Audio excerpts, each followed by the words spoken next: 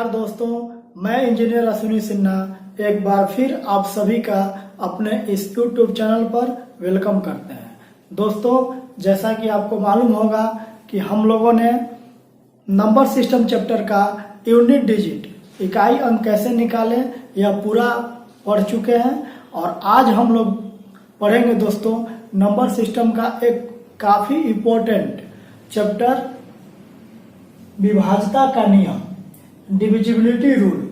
दोस्तों ये बहुत इंपॉर्टेंट है और हर तरह के वनडे कॉम्पिटिटिव एग्जाम में इससे क्वेश्चन बनते हैं, तो आप बिल्कुल वीडियो को अंत तक देखिएगा और कॉपी पेन आप लेकर तैयार रहिए। और आइए अब हम लोग पढ़ना इसको स्टार्ट करते हैं। तो दोस्तों सबसे पहले आपको ये जानना होगा कि कब एक संख्या किसी और संख्या को पूरी तरह विभाजित करता है। तो देखिए, एक मैं एग्जाम्पल के थ्रू आपको ये समझाने का कोशिश करता हूं। हम सबसे पहले 47 में 6 से भाग देते हैं दोस्तों, तो 7 के 42, तो क्या बचा 5। तो दोस्तों हम बोलेंगे कि 47 को 6 पूरी तरह विभाजित नहीं कर पाया। क्यों? क्योंकि रिमाइंडर आ गया 5। अगर एक संख्या दूसरे संख्या को पूरी तरह विभाजित करता है तो रिमाइंडर 0 आना चाहिए। अब देखिए, हम 48 में 6 से भाग देते हैं, तो 8 के 48, यहाँ पर रिमाइंडर क्या आ गया 0। तो दोस्तों हम बोलेंगे कि 48 को 6 ने पूरी तरह विभाजित कर दिया क्योंकि रिमाइंडर आया 0। तो हम ये भी बोल सकते हैं कि 6 48 का एक फैक्टर है, एक गुणनखंड है, और 48 6 का एक मल्टीपल है। लेकिन यहाँ पर 47 का 6 एक फैक्टर नहीं है और ना ही 47 6 का गुणज हुआ। अच्छा दोस्तों, एक और चीज आप समझिए। मान लीजिए कि हम 1 में 4 से भाग लगाते हैं, तो यह भाज्य छोटा है, तो हमको पॉइंट देके 0 उतारना होगा। तो फिर 4 दूनी के 8 और यहाँ शेष क्या बचा 2। अब हम क्या करेंगे, पॉइंट है पहले से, यहाँ 0 और 5 के 20। तो अब देखिए रिमाइंडर यहाँ भी आ गया 0। तो क्या 4 ने 1 को पूरी तरह विभाजित कर दिया? तो नहीं, क्योंकि दोस्तों रिमाइंडर तो 0 आया, लेकिन जो क्वोशिएंट है, भागफल है, वो पॉइंट में आ गया। तो दो कंडीशन है कि रिमाइंडर तो 0 आना ही चाहिए और साथ में जो हमारा भागफल है वो एक इंटीजर होना चाहिए। तो हमको उम्मीद है कि अब आप समझ गए कि एक संख्या दूसरी संख्या को कब पूरी तरह विभाजित करेगी। ये अब हम लोग क्या डिविजिबिलिटी रूल है, एक एक नंबर को लेकर हम लोग देखेंगे। तो सबसे पहले हम स्टार्ट करेंगे 0 से। इसे हम मिटा देते हैं दोस्तों और बिल्कुल मुस्कुराते रहिए, ये चैप्टर आपके लिए काफी आसान हो जाएगा आज के बाद। देखिए, सबसे पहले हम स्टार्ट करते हैं 0 का क्या रूल है। तो ये विभाज्यता के नियम को आप कटने का नियम भी बोल सकते हैं अपने लैंग्वेज में। तो 0 के कटने का नियम, मैंने ये पूरा लिख दे रहा हूं और देखिए इसका हम लोग रूल पढ़ेंगे। 0 का डिविजिबिलिटी रूल हम लोग पढ़ेंगे। तो सबसे पहले देखिए, जो 0 है, सारे नंबर दुनिया में जितने भी नंबर हैं वो सब के सब 0 को पूरी तरह विभाजित कर देते हैं, लेकिन 0 किसी नंबर को विभाजित नहीं कर पाता है, यहां तक कि अपने आप को भी नहीं। हम इस चीज को लिख देते हैं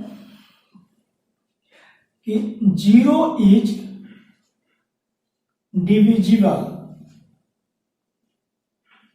bye all numbers, all numbers except 0, क्योंकि अपने आप को भी ये विभाजित नहीं कर पाता है। But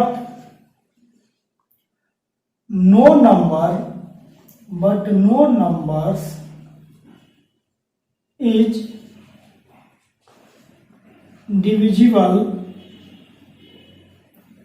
by 0। हाँ दोस्तों, आइए इसको हम लोग एग्जाम्पल से समझते हैं। देखिए अगर किसी नंबर से जीरो में भाग देने पर वो पूरी तरह जीरो को विभाजित कर देता है। जैसे मान लीजिए कि हम 2 से जीरो में भाग दे रहे हैं तो हमारा रिमाइंडर क्या आ जाएगा, जीरो आ जाएगा। ठीक है, देखिए अगर आप 2 से जीरो में भाग देंगे तो ये जीरो मत में जाएगा और रिमाइंडर आ गया जीरो। ठीक है, इसको हम लोग क्या बोलते हैं, भाजक। 2 को भाजक बोलेंगे, ये क्या कहलाएगा, जीरो भाज कहलाएगा। और यहाँ पर होता है भागफल और ये होता है शेषफल। इसको इंग्लिश में बोलते हैं डिवाइजर, ये होता है डिवाइडेंड, ये होता है क्यूसेंट और ये होता है रिमाइंडर। तो दोस्तों अगर आप किसी नंबर से जीरो में भाग देंगे, 8 से भी भाग देंगे तो पूरी तरह विभाजित हो जाएगा और यहां पर आएगा आंसर जीरो। तो कोई भी नंबर आप ले सकते हैं।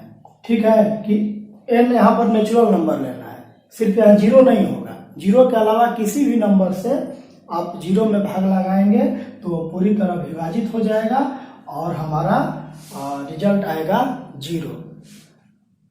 अच्छा दोस्तों, यहाँ एस नहीं होगा, यहाँ नंबर होगा क्योंकि यहाँ इज लगा है। तो सिंगुलर के साथ इज होता है। आप मुस्कुरा रहे होंगे, ये गलती को देखकर सोच रहे होंगे कि सर को इंग्लिश आती ही नहीं है। अच्छा आइए अब देखते हैं, इसको हम मिटा देते हैं।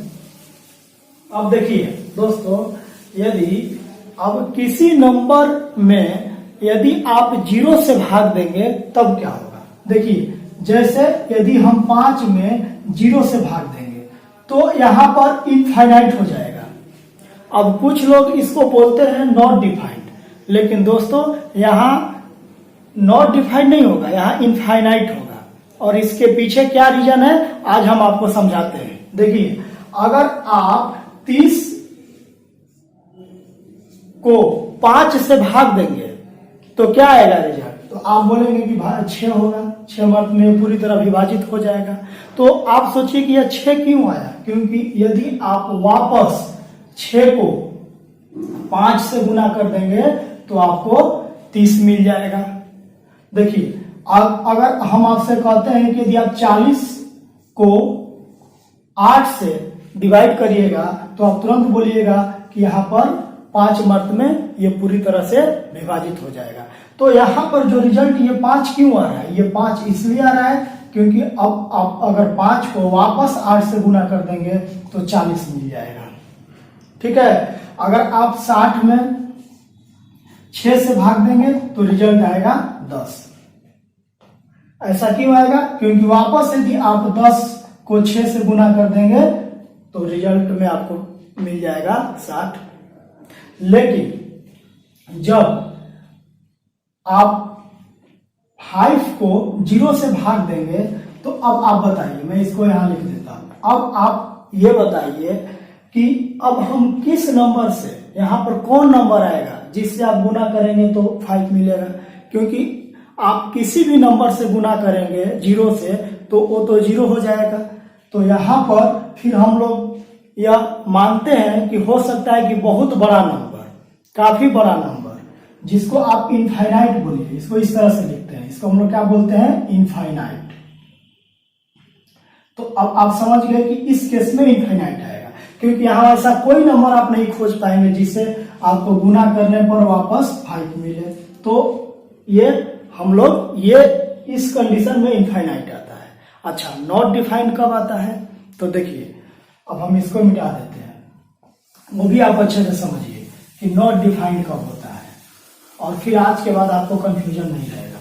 देखिए अब मान लीजिए कि हम लिख रहे हैं 0/0, मतलब हम 0 से 0 में भाग दे रहे हैं तो क्या मिलेगा, तो ये यहां पर आता है नॉट डिफाइंड। अब ये नॉट डिफाइंड यहां क्यों आता है, क्योंकि आप देखिए यहां पर बहुत सारे आपको नंबर मिल जाएंगे जिससे आप 0 में गुना करेंगे तो 0 मिलेगा, आप 0 से भी गुना कर देंगे तो 0 मिलेगा, 1 से भी 0 में गुना करेंगे तो 0 मिल जाएगा, 2 से भी करेंगे तो मिलेगा, 3 से भी करेंगे तो मिलेगा, 4 से भी करेंगे तो मिलेगा, 5 से भी करेंगे तो मिलेगा। बहुत सारे ऐसे नंबर हो सकते हैं। जिसको आप 0 से मल्टीप्लाई करेंगे तो वापस 0 मिल जाएगा। तो कोई यहाँ पर एक डेफिनिट नंबर नहीं आया, कोई एक डेफिनिट नंबर नहीं है कि हाँ उसी से मल्टीप्लाई करने पे 0 आएगा। यहाँ तो बहुत सारे नंबर होते हैं, तो इस कंडीशन में हम बोलते हैं नॉट डिफाइंड। तो हमको उम्मीद है कि 0 का डिविजिबिलिटी रूल आप अच्छे से समझे होंगे कि कब 0 आएगा, कब इनफाइनाइट आएगा और कब नॉट डिफाइंड आएगा। तो ठीक है, अब हम लोग आगे चलते हैं। आइए अब 1 का पढ़ते हैं। देखिए दोस्तों, जो 1 है वह दुनिया की सारी संख्याओं को विभाजित कर देता है, लेकिन उसको कोई संख्या विभाजित नहीं कर पाती, वो सिर्फ अपने आप को विभाजित करता है। देखिए, 1 is not divisible by any number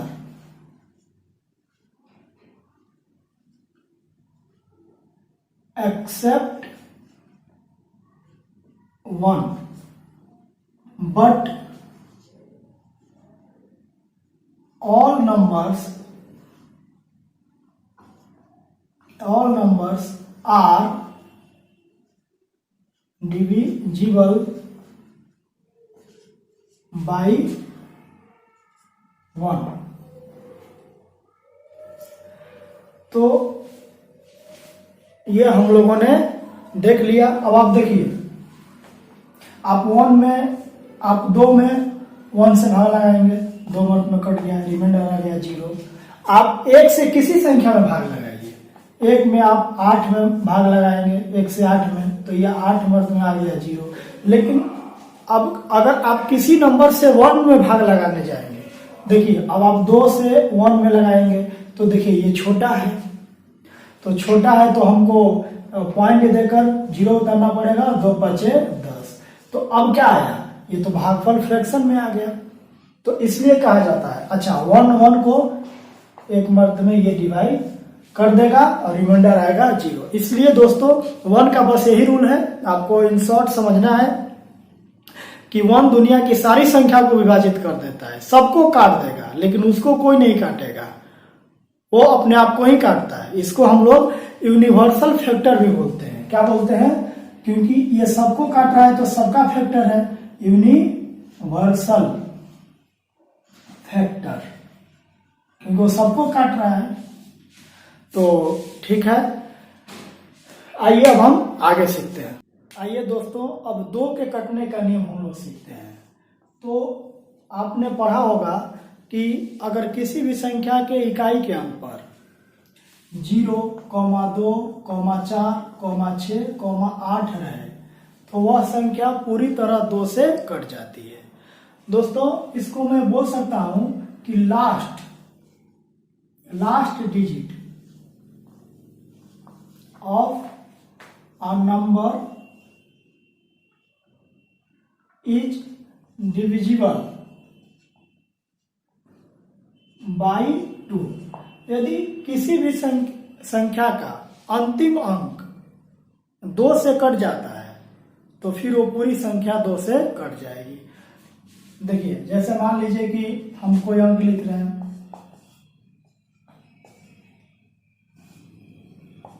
तो इसके अंतिम अंक कट जा रहा है 2 से, तो पूरी संख्या भी 2 से कट जाएगी।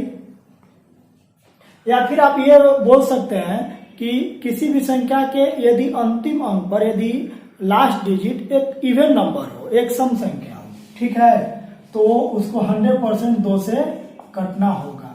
अब ये 2 से कटेगा क्योंकि ये एक अंतिम अंक पर एक सम संख्या, ये बहुत आसान है। अब देखिए, इससे दोस्तों हम और क्या क्या पढ़ेंगे, इससे मिलता जुलता क्या है। अब देखिए, अब अगर मान लीजिए आपको 4 का पढ़ना होगा कि 4 के कटने का नियम क्या है, तो देखिए यहां पर होता है last 2 digit of a number is divisible by 4। यदि अंतिम के 2 अंक किसी भी संख्या के अंतिम के 2 अंक 4 से कटेंगे तो पूरी संख्या भी 4 से कट जाएगी। अब यहां देखिए, अब 2 के पावर ये 1 है तो लास्ट का क्या आ रहा है, 1 अंक आ रहा है, ठीक है, लास्ट डिजिट केवल 1 अंक आ रहा है। अब इसको हम लिख सकते हैं 2 के पावर 2, तो फिर क्या आ गया, लास्ट का 2 डिजिट। इस तरह से आप एक अपना कॉन्सेप्ट बना सकते हैं। अब देखिए, यदि अब 8 का हमको बनाना होगा डिविजिबिलिटी रूल, तो 8 को हम क्या लिख सकते हैं, 2 के पावर 3। तो अब क्या आ जाएगा, लास्ट 3 डिजिट, ठीक है, इज डिविजिबल बाई किससे, 8, तो वह पूरी संख्या 8 से कट जाएगी। इसी तरह से आप दोस्तों 2 के पावर n के टर्म में कोई भी संख्या का आप विभाज्यता का नियम बना सकते हैं, ठीक है। अब जैसे मान लो आपको 16 का नियम बनाना है, ठीक है, तो 16 को आप क्या लिख सकते हैं, 2 के पावर 4, ठीक है। तो अब क्या होगा, लास्ट 4 का डिजिट आपको देखना होगा, लास्ट 4 डिजिट। अब ये डिवाइडेड हो रहा है 16 से, तो पूरी संख्या भी 16 से कट जाएगी। इस तरह से आप कोई भी संख्या का बना सकते हैं, जो जिसको हम 2 के पावर n के फॉर्म में लिख सकते हैं। देखिए, अब जैसे मान लीजिए कि आपको 32 का बनाना है, तो आप क्या लिख सकते हैं, 2 के पावर 5। तो अब क्या होगा, हालांकि इतना आपको जरूरत नहीं होगा, लेकिन आप जानिए लास्ट का 5 डिजिट, ठीक है, अगर 32 से कट रहा है तो पूरी संख्या भी कट जाएगी। अब 64 का करना होगा तो 2 के पावर 6। अच्छा ठीक है, अब जैसे यहां पर एक मैं चीज और आपको सिखा रहा हूं, ठीक है, इसे हम मिटा दे रहे हैं, आप समझ रहे होंगे। तो आप एक ही साथ 2, 4, 8, 16, 32, 64 आप किसी का भी समझिए। अब देखिए, अब जैसे 2 जब है तो 2 से कटने इकाई अंक पर या तो 0 आ जाए या फिर कोई सम संख्या आ जाए, ठीक है। तो ये 2 के पावर 1 है, इसीलिए अब 4 का आपको बनाना होगा, तो आप ये भी समझिए, इसको क्या लिख सकते हैं, 2 के पावर 2। तो किसी भी संख्या के यदि अंतिम 2 अंक पर 0 आ जाए तो वो 4 से कट जाएगा। अब इसी तरह 8 का करना होगा, तो ये आप कंफ्यूज मत करिएगा। अब 8 को हम क्या लिख सकते हैं, 2 के पावर 3। तो फिर यदि किसी भी संख्या के अंतिम में 3 0 हो तो पूरी के पूरी संख्या भी 8 से कट जाएगी। अब उसी तरह से चलता रहे, अगर 0 वाला भी आप इससे समझ लीजिए, ठीक है, आपको रटना नहीं है। अब 2 के पावर 4, 16 को हम क्या लिख सकते हैं, 2 के पावर 4। तो फिर अंतिम के 4 0, किसी भी संख्या के यदि अंतिम 4 0 है तो 100% 16 से कटेगा, ठीक है। तो अब आप हमको उम्मीद है कि 2, 4, 8, 16, 32, 64 जो भी 2 के पावर n के फॉर्म में लिखा रहेगा, आप डिविजिबिलिटी रूल बना लेंगे उसका। अब देखिए, जैसे मान लीजिए कि हम एक संख्या लिख रहे हैं, इसको हम लिख देते हैं ये। अब हम ये आपसे पूछ रहे हैं कि बताइए कि यह पूरी संख्या 8 से विभाजित होगा कि नहीं, 8 से, यह पूरी संख्या 8 से विभाजित होगा कि नहीं। तो ऐसा नहीं होगा कि अब हम लोग पूरा उस इतना जो बड़ा संख्या है उसमें हम 8 से भाग देके पूरा देखेंगे, नहीं, हमको मालूम है 8 को क्या लिख सकते हैं, 2 के पावर 3, ठीक है। तो फिर ये अंतिम के 3 अंक देखिए, या तो अंतिम के 3 अंक पे 0 हो, या नहीं तो फिर ये अंतिम के 3 अंक यदि 8 से कटेगा तो पूरी संख्या भी 8 से कट जाएगी। तो ये कट रहा है 30 मर्त में 240, केवल आप 3 अंक से भाग देके देख लीजिए, ठीक है। तो अब जैसे मान लीजिए कि आपको कोई बोल दे कि ये बताओ, यह जो नंबर है ये 4 से कटेगा कि नहीं, तो बस 4 से क्या पड़े, यदि अंतिम पे अगर यहाँ पर हमने 2 0 लिख देता तो भी ये 4 से कट जाता, ठीक है। और नहीं तो अगर ऐसे कोई, अब यहाँ पर लिखा है 44, तो अब देखिए 4 का नियम आप जान गए कि आखिरी के बस 2 अंक में भाग लगा के देख लेना, तो 44 4 से कट जाएगा, तो इसका मतलब ये पूरी संख्या भी 4 से कट जाएगा। अच्छा दोस्तों, अगर मान लीजिए कि यहाँ पर कोई मैं एक और संख्या ले रहा हूं, जैसे देखो यहाँ पर मैं लिख लिया, यहाँ पर मैं 14 लिख लिया। अगर आपसे कोई बोल रहा है, ये भी आप सीखिए कॉन्सेप्ट, कि ये पूरी संख्या में हम 4 से भाग देंगे, पहले आप बताइए पूरी तरह विभाजित होगा कि नहीं? तो ये पूरी तरह तो विभाजित नहीं होगा, क्योंकि लास्ट में 14 है और 14 4 से नहीं कटता है। अगर मान लीजिए आपसे कोई रिमाइंडर पूछ ले कि इसमें हम ये पूरी संख्या में 4 से भाग देंगे तो शेषफल क्या बचेगा, तो भी आप देखिए, इसके बाद हम लोग को रिमाइंडर ही पढ़ना है, तो आप टेंशन न लीजिए। ये लास्ट के ये 2 अंक में ही आप 4 से भाग लीजिए, तो क्या शेष बचेगा? तो चढ़ती है 12, 2 शेष बच जाएगा। तो ये पूरी संख्या में आपको भाग देने से 2 ही शेष बचेगा, ठीक है। तो हमको उम्मीद है कि अब आप ये सब सारे ये जो रूल है आप खुद बना लिए होंगे और आप अब ये समझ गए होंगे। आइए अब हम लोगों ने अभी 2 का और उसके मल्टीपल का गुणज का सीखे, जो 2 के पावर n था। अब देखिए 5 का उसे मिलता जुलता है दोस्तों। अगर कोई भी संख्या अगर 5 से तभी कटेगी जब उसका last digit of a number is divisible by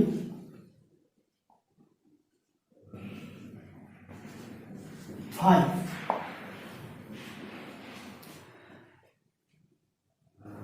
अब देखिए अगर आपको 25 का बनाना है तो ये 5 के पावर 1 है, तो इसीलिए 1 अंक आ रहा है अंतिम में। अब 25 को आप क्या लिख सकते हैं? 5 के पावर 2। तो यहां पर क्या हो जाएगा? लास्ट 2 डिजिट, ठीक है दोस्तों, लास्ट 2 डिजिट यदि 25 से कट जाएगा तो पूरी संख्या भी 25 से कट जाएगी। अब देखिए आगे इसी तरह से बढ़ते जाइए। ये 5 के पावर 1 था, ये 5 के पावर 2 और 5 के पावर 3। 125 का भी मान लीजिए अगर आपको बनाना है तो 5 के पावर 3 कर दीजिए। अब ये 5 के पावर 3 है, इस तरह से आपको कॉन्सेप्ट याद रहेगा। तो अब लास्ट का क्या आ जाएगा? 3 डिजिट, लास्ट का 3 डिजिट। अगर ये डिविजिबल है किससे? 125 से।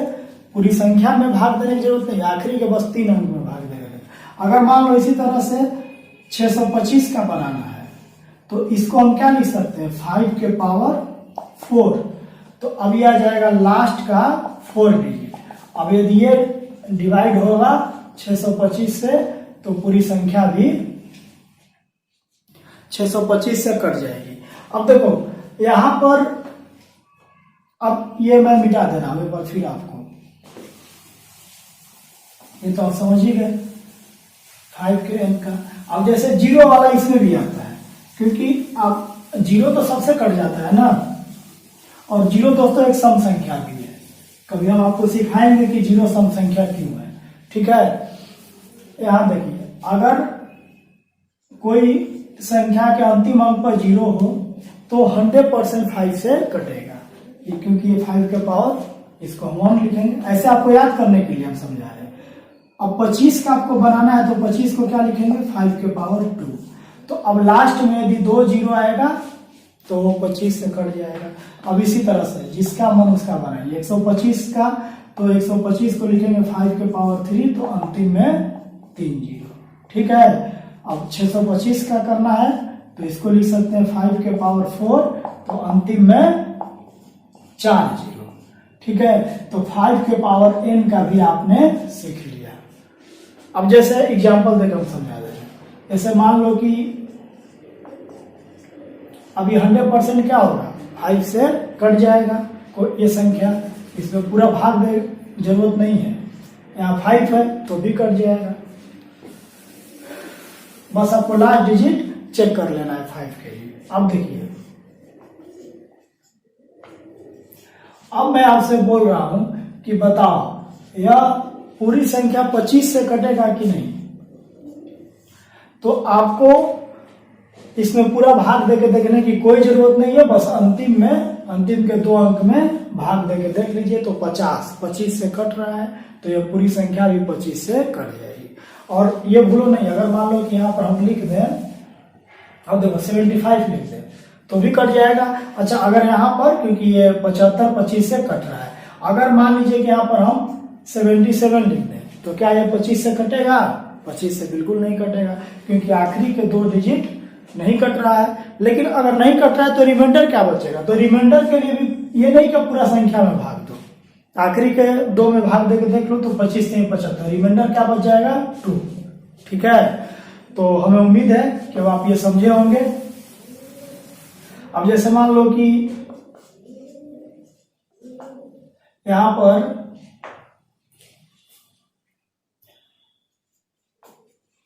ये एक संख्या है, अब ये इतनी बड़ी संख्या है, अब आप बताइए कि ये 125 से कटेगा कि नहीं। तो बस आपको माइंड में तुरंत समझ लेना है कि इसको हम लिख सकते हैं 5 के पावर 3 125 को। तो आखिरी के 3 अगर ये कटेगा 125 से, या फिर आखिरी में 3 जीरो हो, तो ये पूरी संख्या भी 125 से कट जाएगी। तो ये 3 मर्द में कट जाएगा, तो मतलब कि ये पूरी संख्या भी 125 से कट जाएगी। तो हमको उम्मीद है कि आप 2 के पावर n का कोई भी क्वेश्चन हो, कोई भी नंबर उस फॉर्म में, तो आप उसका बहुत आसान से कटने का नियम बना सकते हैं। या फिर 5 के पावर n हो तो उसका भी आप बहुत अच्छे से ये रूल खुद ही डेवलप कर सकते हैं। अच्छा दोस्तों, अभी आप लोगों ने 2 के पावर n और 5 के पावर n का कॉन्सेप्ट सीखा, उसके विभाज्यता का नियम सीखा, और मैं अभी आपको एक इसी से रिलेटेड एक काफी इंपॉर्टेंट चीज मैं आपको सिखा रहा हूं, जिसका आपको काफी हेल्प होगा कैलकुलेशन में। ठीक है, देखो 1/2, 1/4, 1/8, 1/16। चलिए यहां मैं लिखता हूं 1/5, यहां लिखता हूं 1/25, 1/125, 1/625। चलो अब मैं आपसे पूछ रहा हूं कि चलिए जल्दी से आप इसका वैल्यू बताइए कि क्या आएगा।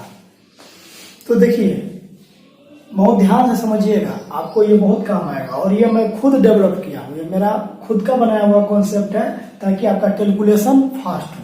देखिए ये क्या है, हर में देखिए डिनोमिनेटर ये 2 के पावर 1 है, तो आप तो देख ही रहे हैं कि जो भी भाजक है, सॉरी जो भाज्य है, ठीक है, वो तो इससे छोटा है, तो पॉइंट तो होगा है। तो अब देखिए जो मैं समझाने आपको जा रहा हूं, यहां पर 2 के पावर नहीं, मतलब आपको 5 के पावर 2 के पावर 1 है, तो आपको 5 के पावर 1 लिखना है। तो यहां पर क्या आ जाएगा 5। अब ये इसका वैल्यू आ गया, अब भाग देके देखेंगे तो यही आएगा। चलिए देखिए आगे आपको और क्लियर हो जाएगा। और एक अंक 5 के पावर 1 एक ही अंक होता है, तो एक अंक मिल रहा है। 1/4 को देखिए हम क्या लिख सकते हैं 2 के पावर 2। तो पहली बात है कि आपको पॉइंट लगा देना है, क्यों, क्योंकि भाज्य छोटा है, डिवाइडेंड छोटा है। ठीक है, तो अब देखो 2 के पावर 2 है, तो हमें इसको क्या करना है, इसे हमको मतलब उल्टा काम करना है। 5 के पावर 2 क्या होता है 25, और 2 अंक आएगा और 2 अंक मिल रहा है, तो ये इसका मान आ गया 1/4 का वैल्यू।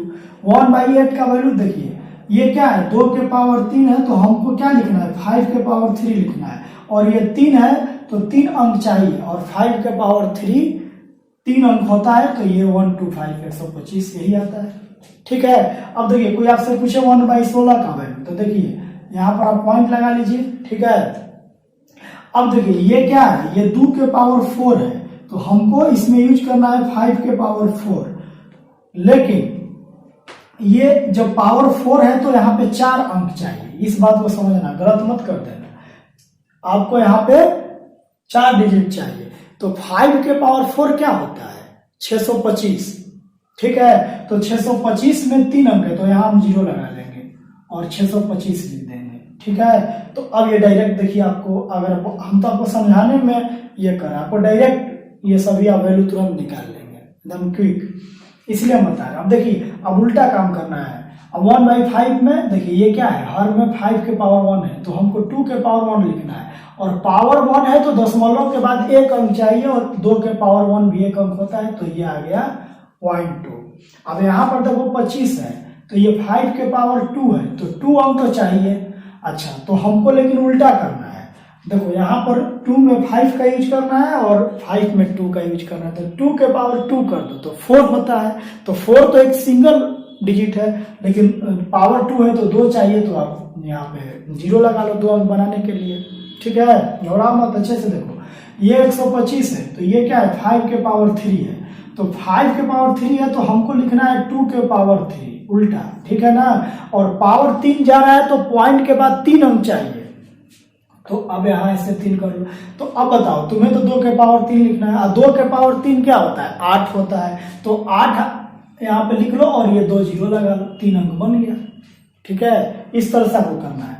अब ये होता है 5 के पावर 4, तो 5 के पावर 4 होता है, लेकिन हमें क्या लिखना है 2 के पावर 4, लेकिन पावर 4 जा रहा है तो पॉइंट के बाद 4 अंक चाहिए, और 2 के पावर 4 होता है 16, तो हमें 2 अंक की कमी हो रही है, तो पहले हम 2 0 लगा लेंगे भरपाई करने के लिए, और यहाँ पर लिख लेंगे 16। तो मेरा ये आपको मैंने इसलिए कराया कि शायद अगर आपको कहीं इसका यूज हो तो आप डायरेक्ट निकाल देंगे, आपको भाग दे के पूरा आपको भाग दे के देखने की आवश्यकता नहीं है। तो उम्मीद है कि आप इस चीज़ को समझे होंगे, और कोई प्रॉब्लम आएगा तो वीडियो को पीछे से फिर से देख लेना। दोस्तों आइए यह क्वेश्चन करते हैं।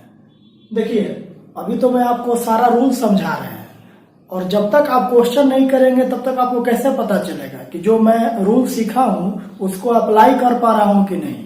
तो आइए देखिए, मैं क्वेश्चन लिखा हूं, यदि n एक 3 अंकों की संख्या है, if n is a 3 digit number, और n स्क्वायर बराबर, ये पूरा नहीं दिया है, लास्ट का 2 डिजिट दिया है 74, ठीक है, and n square equal to ये आखिरी का हमको 74 दिया है, तो n का कितना मान संभव है, then how many values are possible for n। देखिए दोस्तों, अब इस क्वेश्चन को आप तभी कर सकते हैं जब एक आपको छोटा सा कॉन्सेप्ट मालूम होगा।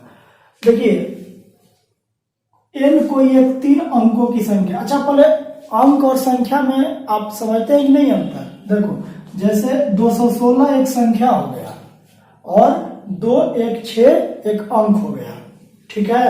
आइए तो देखिए ये क्या है, 3 अंकों की संख्या है n, लेकिन उसको स्क्वायर करने पर वो पूरा नहीं दिया है, आखिरी का 74 दिया है, ठीक है, स्क्वायर करने पर। तो बोला है कि n के कितने मान संभव हो सकते हैं, तो देखिए कोई भी मान संभव नहीं होगा। अब आपको हम बताते हैं कैसे, आप देखते हैं ऐसे क्वेश्चन का आंसर कर देंगे। देखो अगर यहां पर 4 है तो ये एक वर्ग है उस n का, तो अगर उसके वर्ग के इकाई अंक पे 4 है तो n के इकाई के अंक पर या तो 2 रहा होगा या 8 रहा होगा, क्योंकि 2 के स्क्वायर करने पे भी 4 मिल सकता है। देखो यहाँ स्क्वायर लिखना है, सॉरी, 2 के स्क्वायर भी 4 मिल सकता है, और 8 के स्क्वायर पे भी इकाई अंक पे 4 मिल सकता है, 64 में 4 मिलेगा। तो देखिए अब कोई भी वो संख्या होगा, या तो उसकी, क्योंकि वो 3 ही अंक का संख्या है, तो या तो उसके इकाई अंक पर 2 होगा, और नहीं तो या तो 8 होगा, ठीक है, यहां तो कोई दिक्कत नहीं है। अब देखिए, अब कोई भी संख्या के इकाई के अंक पर 2 रहे, 8 है, तो आपको मालूम होना चाहिए कि वो 2 से कट जाएगा, क्योंकि लास्ट में सम संख्या होता है तो 2 से कटता है, तो 2 से कोई भी कटेगा, तो फाइनली हम ये बोल सकते हैं कि जो n है, n एक इवन नंबर, एक सम संख्या है, ठीक है, इसमें कोई शक नहीं। अब हम जान गए कि n एक सम संख्या है, और उसके स्क्वायर करने पे लास्ट में क्या मिल रहा है 74।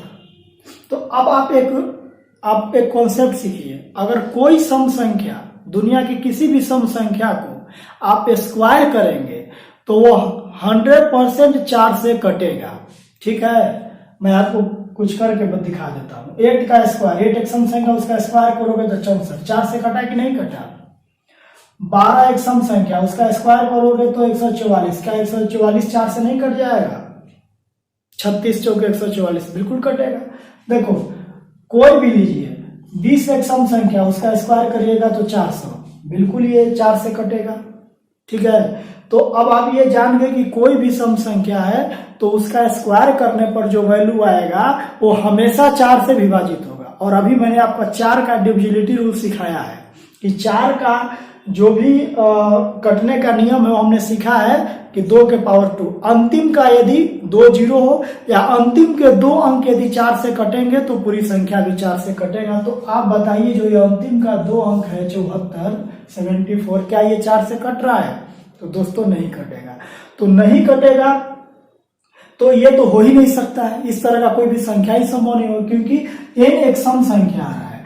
तो सम संख्या का स्क्वायर हमेशा क्या होता है? 4 से विभाजित हो जाता है, रिमाइंडर 0 बचेगा, और ये 4 से कट नहीं रहा है, और n एक सम संख्या है। तो इस तरह का कोई भी संख्या पॉसिबल, n का कोई भी मान संभव नहीं है, इस तरह का कोई संख्या भी नहीं होगा। तो ये देखिए बहुत अच्छा 4 के और विभाज्यता के नियम पे ये बहुत अच्छा कॉन्सेप्ट था, और इसका कंक्लूजन यही है कि कोई भी यदि सम संख्या रहेगा तो उसका स्क्वायर 4 से कटेगा। अब हमको नहीं लगता है कि किसी को इसको समझने में दिक्कत हुआ होगा। आइए क्वेश्चन नंबर 2 करते हैं। निम्नलिखित में से कौन एक पूर्ण वर्ग संख्या है? Which of the following is a perfect number? दोस्तों नंबर सिस्टम में मैंने सबसे पहले आपको 2 वीडियो बनाया था कि कोई एक संख्या पूर्ण वर्ग है, परफेक्ट स्क्वायर है, तो उसका सेकेंडों में हम वर्गमूल कैसे निकालें, स्क्वायर रूट कैसे निकालें, या फिर कोई एक संख्या एक पूर्ण घन है, परफेक्ट क्यूब है, तो उसका हम जल्दी से घनमूल या क्यूब रूट कैसे निकालें।